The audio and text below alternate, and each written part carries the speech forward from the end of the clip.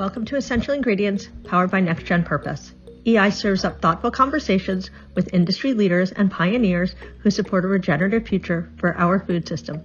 The stories shared by our guests are meant to spark curiosity and inspire informed global change. Welcome to Essential Ingredients. I'm your host, Justine Reichen. Today with me is Andy Naja-Riese, the CEO of AIM. Welcome, Andy. Thank you, Justine, for having me. I'm really glad to be here. I'm so happy to have you here. I feel like I've known you for a couple of years now, and I've seen AIM grow, and I've seen what you've done, and it's so exciting, and I'm excited to learn more. So welcome. Thank you. Yeah, it's been an incredible journey since I joined AIM in 2018, and we've grown the organization, and we've been able to navigate through extraordinary challenges, whether it was COVID or wildfires or drought. You name it, we've been through it, and we keep moving forward, and here we are today. Yeah, it's true. And when I met you, when I first was starting NextGen Chef, now NextGen Purpose, and AIM was what to me seemed a small portion of what it is today. I mean, now the ideas have grown and come to life, and I remember hearing some of what you were talking about and some of what your plans were. So if you could just share with our guests and the people tuning in a little bit about what AIM is, and maybe about, who you are and why you joined AIM. Sure. So I am really excited and honored to be the CEO of the Agricultural Institute of Marin. We go by AIM for short. I like to call myself the Chief Eating Officer because food is such an important part of who I am and what we do as an organization. And AIM, we're a nonprofit, so we're based in Marin County, but we operate farmers markets, food access, education, training, and policy initiatives across Alameda, Marin, and San Francisco counties. And we also work to influence statewide and even national policy work. So we have quite a broad geographic reach.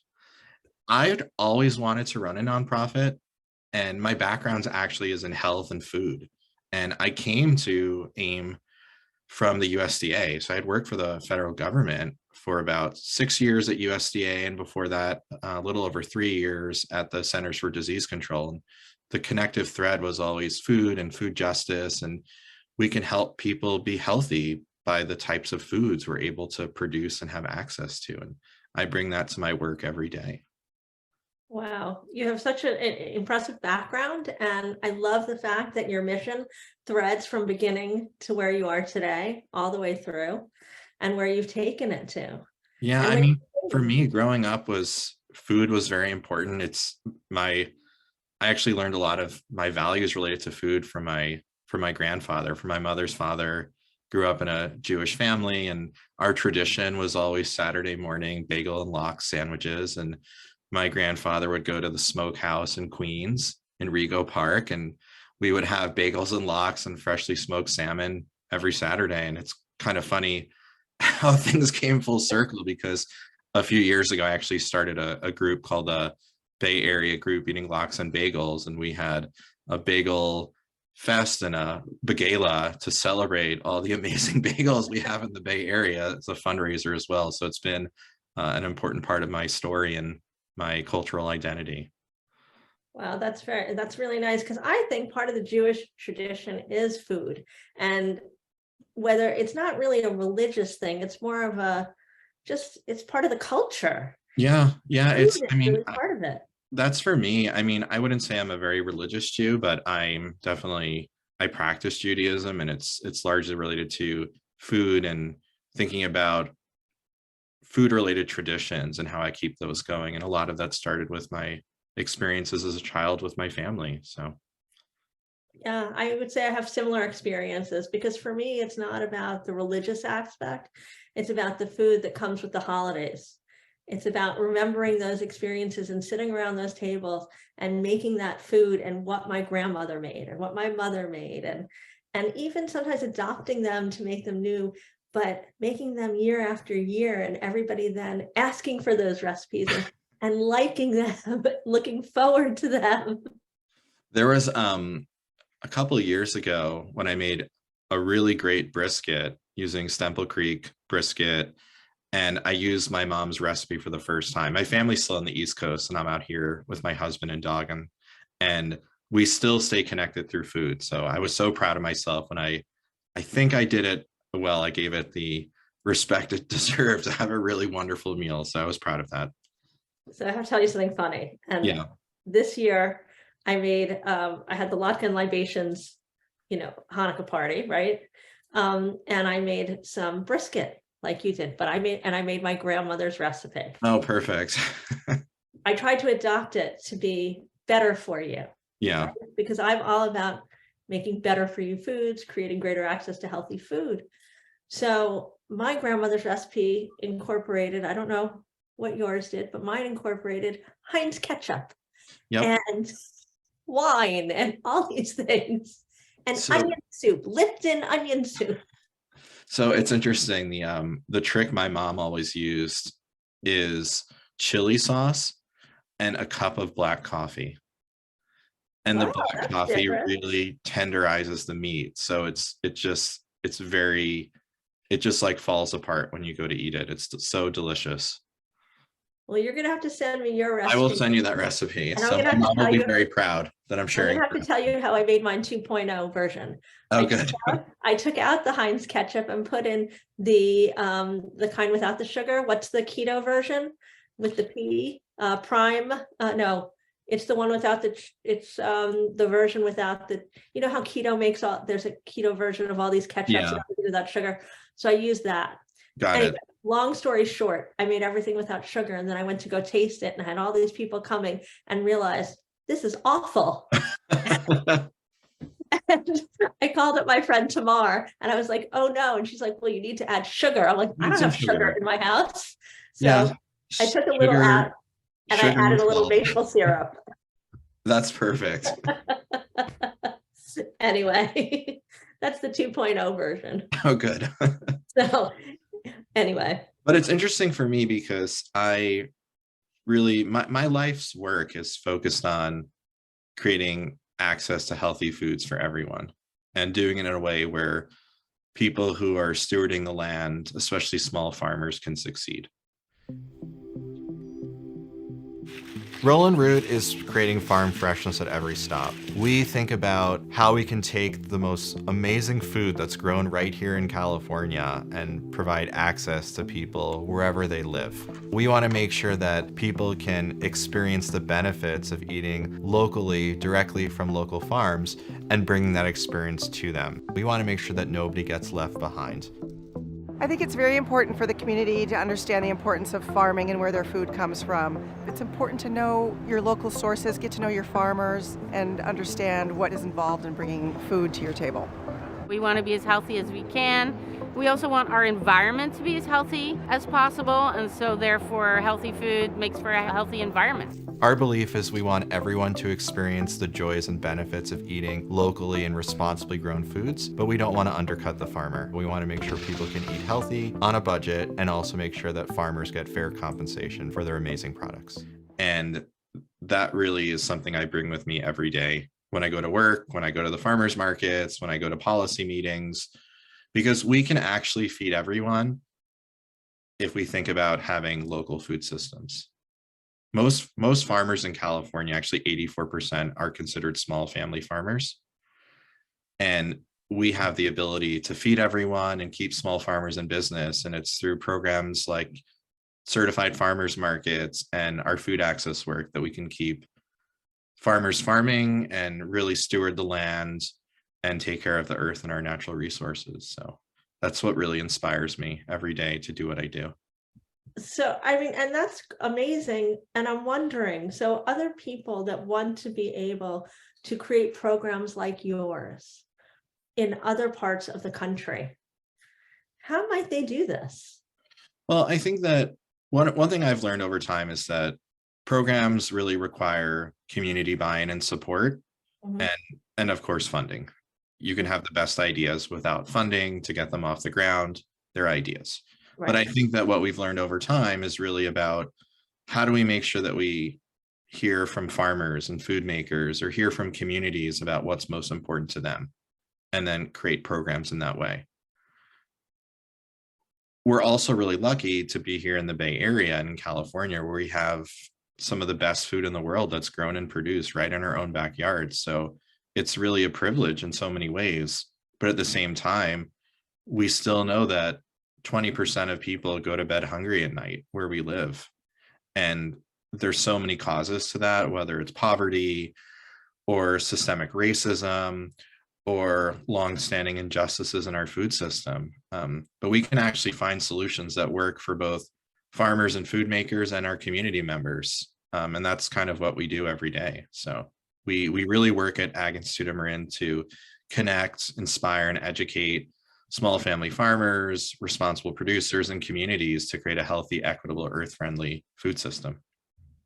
Are there any, I mean, I know that there's so many things that you see and things different from place to place, and California is a unique place because we have so many resources here. But you know, as I like to provide a resource here, right? We want this to be a resource and inspiration to other people. Is there anything that you might recommend that people look at first, or trends that you see that you could share? Yeah, I mean, I think that the core of what we do and what other communities can do is really focusing on direct marketing of food products. So whether that's farmers markets or farm stands or community supported agriculture, these types of direct from farmer to consumer initiatives really, I'd say, continue to grow in popularity. And in many ways, they were really reinvigorated through the COVID pandemic. So if you remember early on when the shelter in place orders took effect, grocery stores were empty. There were no fresh fruits and vegetables. You may even recall more recently cargo ships with food products sitting on them. Well, throughout all of this, we've learned that really one of the most resilient ways to feed people and to keep farmers in business is to create a platform where farmers can sell directly to the public. And that's why the farmers market model has really endured so many changes over time.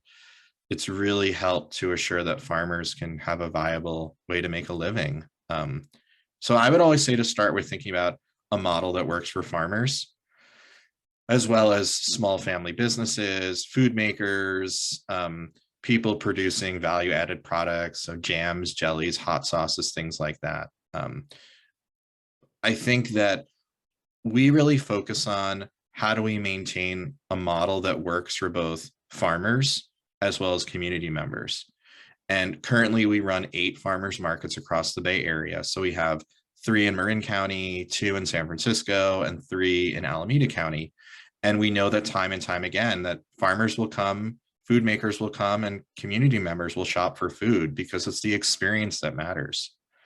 There's really nothing more authentic than when people can look directly in the eyes of the person that grew or that produced their food, to know that it was grown with love and produced with care, and to give that direct feedback to food manufacturers. So farmers markets are just really a core of what we do. And everything right now around us feels like moving online or thinking about ways to, as things are, we know the whole world is moving quickly and moving online. I think farmers markets really help to show our community values, to support our local economy and support our health and support the environment, and just to connect with each other. So, well, I know that every time I go to the farmers market, and I went during the pandemic a lot, and I still go, but I got to connect with the different farmers, and whether it was, you know, Stemple Creek or, you know, Tamara's cheese, what's the cheese company? Tuluma Farms, Tamales. Tuluma Farms, thank you. You know, you get to know them, you get to tell them which cheeses you like, they get to make recommendations, you get to tell them what you cooked, you build a rapport, you build a relationship, excuse me. And there's just so much more than just picking up your food. And they, you know, I even got to learn, how do you choose what you want and how to pick a steak that I'm going to appreciate more as I'm telling them how I like to cook it and what I want, how I want to eat it. And when you go to the grocery store and you're doing that, yeah, you get a little bit of that, but it's not the same thing. And you're not learning about, you know, how they fed their meats and and how the system is and how the farm is set up. And it's just a very different experience. It's a bit more secondhand or third hand in a grocery store, and it doesn't feel as personal. Mhm. Whereas when you're at the farm, a farmer's market, these people really can give you a sense of where your food came from. To give Mhm. you a really specific example, I'm allergic to chicken eggs. Okay. And I went, and my doctor had said, go to the San Rafael farmer's market and go to this aisle and go get these chicken eggs and you won't be allergic. And I was like, what? Anyway, so she sent me over there, and I went over there, and they were actually duck eggs she was sending me to get. Mhm. So apparently there's a protein in the chicken eggs that a lot of people are allergic to, but in duck eggs, you're not allergic to it. So I went to this farm and they explained to me that I wanted the duck eggs. And they gave me this whole explanation that I would have never gotten anywhere else but from them, because they had both the duck and the chicken. And Yeah. they said, this is not an uncommon allergy. Did you ever hear of this before? Not specifically on duck eggs, but we have heard that on other products like certain types of dairy products. So Alexander Family Farm Right. that sells at our farmers markets with their A2 milk, that oftentimes people who may be lactose intolerant or have dairy digestive issues, they can tolerate it. So, but I think for me, the most important thing is just being able to, like you said, connect with producers, learn how the food was grown, ask questions, but also the benefits of eating real foods. That's so important. Foods that were grown on the land nearby, foods that were produced in a local kitchen, foods that were or are not with added preservatives or chemicals. And I think that's really important. Foods that were not grown in a lab. I'll say that too. Just being able to buy real foods, I think, is so critical. And it's in so many ways, it's really the foundation of our food system. So I do have a question. These markets are all organic. Is that correct? No, that's not correct. That's So not we have, correct. no, so our markets, we have about 400 farmers and food makers who are part of our farmers markets. We do not require organic. Okay. We give priority to producers who are either certified organic or who are in the 3-year transition period. So we do have a much higher percentage of farmers and ranchers who are certified organic compared to the general state average. I mean, in California, only about 5% of producers are in fact certified organic. There's many others that may use organic practices, but unless they go through the third-party certification, they can't say they're organic. Right. But what we do as an organization, so we really help to prioritize producers that are using either a certified organic program or they're using sustainable practices. And the way we do that, so we actually go and we have a farm audit program. So what sets our organization apart is that we actually go and visit every farmer, rancher, cheesemaker, and fisher before they're allowed to join the market. So that way we can really learn about their business, their philosophy, and also to verify that what they're bringing to market, they've grown or produced themselves. So we do all the legwork so you can show up and trust that you're buying foods that were grown and produced directly by the farmer. Wow. You go yourself? Not me personally. No, I have an amazing team that does. I was just kidding. I did go, no, we have our team, they go out and do farm audits, and they come back and they can tell the stories of the farmers, and it just makes it so much more meaningful. So we really vet the producers that are part of our markets. So you know that we're finding the best of the best. And we have farmers and ranchers that come from over 40 of the 58 California counties to be part of our markets. Wow. I'd love to include a clip from that if possible. Yeah, I can get One you of some those stories. That would be Yeah. great. Yeah. Wonderful.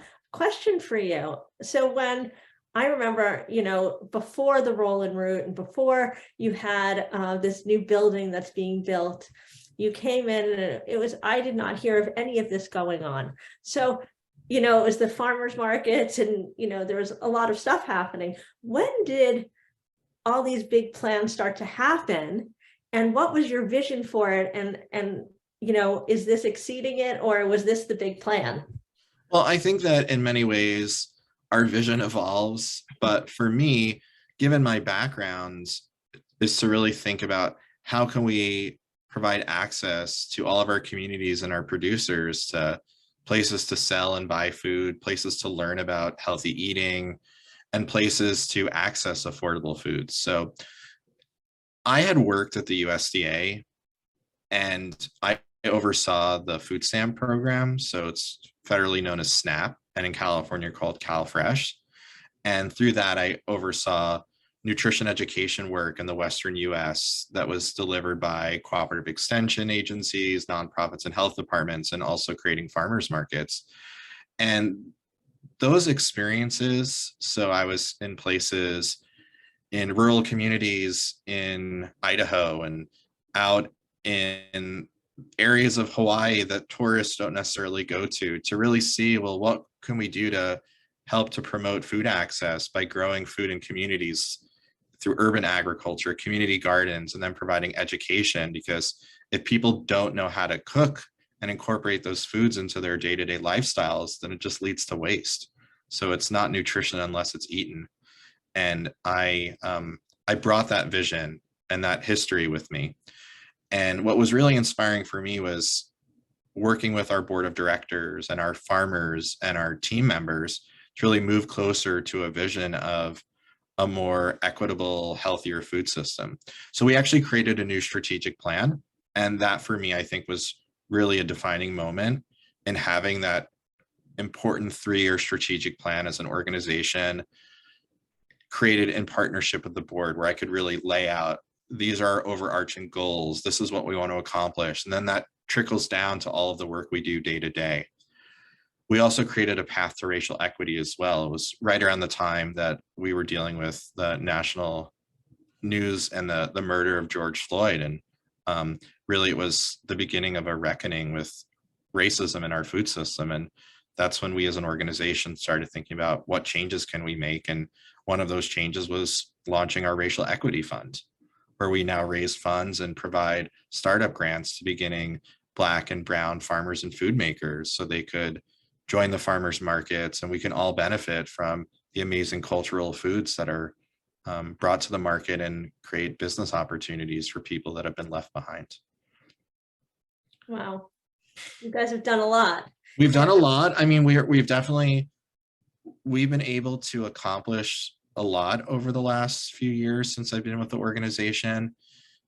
I think much of that growth really began with the Roll and Roots, our mobile farmers market, when we recognized that despite the popularity of farmers markets, we know there's people that still get left behind, and it's most often older adults that lack mobility or transportation.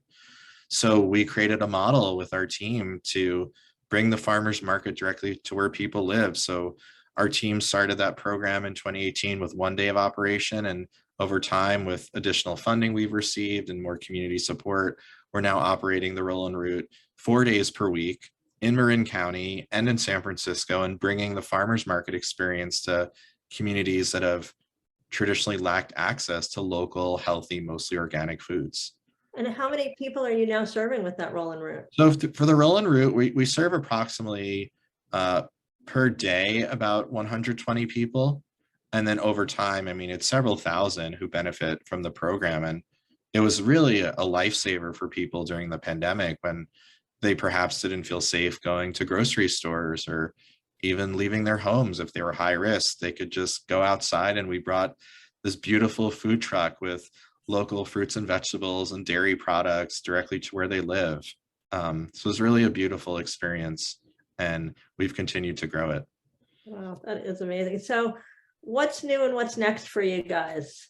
Well, I think for us, the most exciting thing is, I mean, obviously keep doing what we're doing, running the farmers markets, education, and food policy, but we're building a new permanent farmers market at the Marin Civic Center. So we're putting down our roots and creating what we think will be the world's first closed loop, zero waste, inclusive farmers market.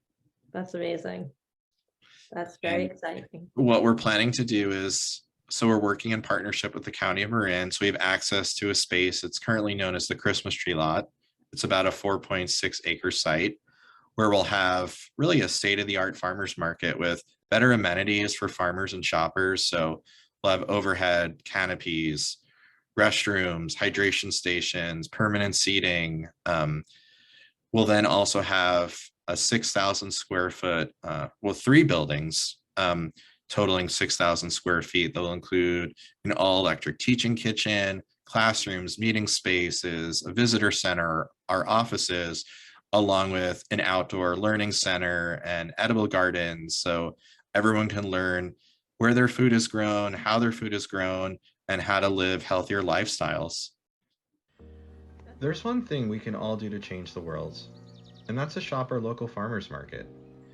AIM has launched this campaign for the Center for Food and Agriculture, a place for our beloved Marin farmers market to become a zero-waste farmers market and educational space dedicated to healthier food culture. The center will connect people who need quality food with small to mid-sized farmers, ranchers, fishers, food producers, and artisans from over 40 California counties. We'll operate an open-air farmers market 3 times per week under tensile canopies. In 2024, we'll put down roots in a vibrant public commons. Our 6,000 square foot center features an all-electric teaching kitchen, classrooms, visitor center, and office spaces inspired by Frank Lloyd Wright's Usonian homes. Architecture that connects to humanity and nature. Visitors will participate in our kitchen to learn to cook foods using local, seasonal ingredients. We're empowering a new generation of climate-smart eaters. The space will foster deeper community connections through cooking demonstrations, guest speakers, book signings, and specialty dinners with local chefs.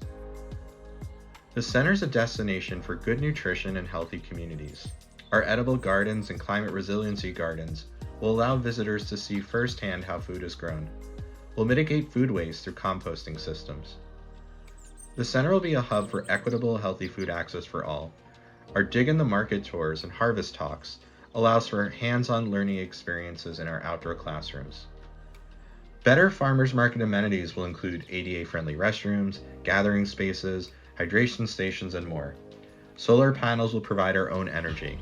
Picture a farmer's market in a park-like setting with trees, shrubs, and a pollinator corridor. Join us for the future of AIM. Imagine what we can build together. That sounds amazing. I can't wait to go. Me in the too. In the meantime, if there's anything that we can do to support you, Andy, you let us know. Yeah, well, I mean, right now, I would definitely recommend visiting our website, centerforfoodandagriculture.org, to learn more about our vision and our plans. We're currently going through the environmental impact process right now. And so if all goes according to plan, we'll be breaking ground in 2024 and be fully open in 2025. It's sooner than we all think. I mean, I agree. Yeah, it feels real. We have a video of the new project going through the county permitting process. So it's really exciting. And I'm just really looking forward to preserving the farmers market for everyone. Well, you inspire me Thank you. all the way through, because I keep watching and seeing what's being accomplished, and I'm in awe of all that you've done. Well, I appreciate that. And, the work we do has to work for the farmers and food makers. It has to work for our team members and colleagues. And I just think about how we can build positive momentum for everyone. So. Well, I think that's the way it has to work. My mom always told me it has to be a triple win, right? Yep. Yeah. And we think for us, win for our community members with access to food, economic opportunities for small family farmers and producers, and then right now, return on investment for the climate and our natural resources. So we're doing it all in so many ways. So, well, for those listening today, don't forget to check out, Andy, will you give them the website one more time? Yeah, so our new Center for Food and Agriculture, you can visit centerforfoodandagriculture.org. And you can also learn about our farmers markets and our programs and education initiatives at our website, agriculturalinstitute.org. Wonderful. Andy, thank you so much for joining me today. Thanks for having me. And we're going to keep tabs and bring you back for updates. Yeah, well, I appreciate it. And we'll see you at our farmers markets. Awesome. Thank you. To learn more about these episodes and access show notes, go to nextgenpurpose.com and choose podcast. If you like this episode, head to Apple Podcasts or your favorite platform to subscribe and leave us a review.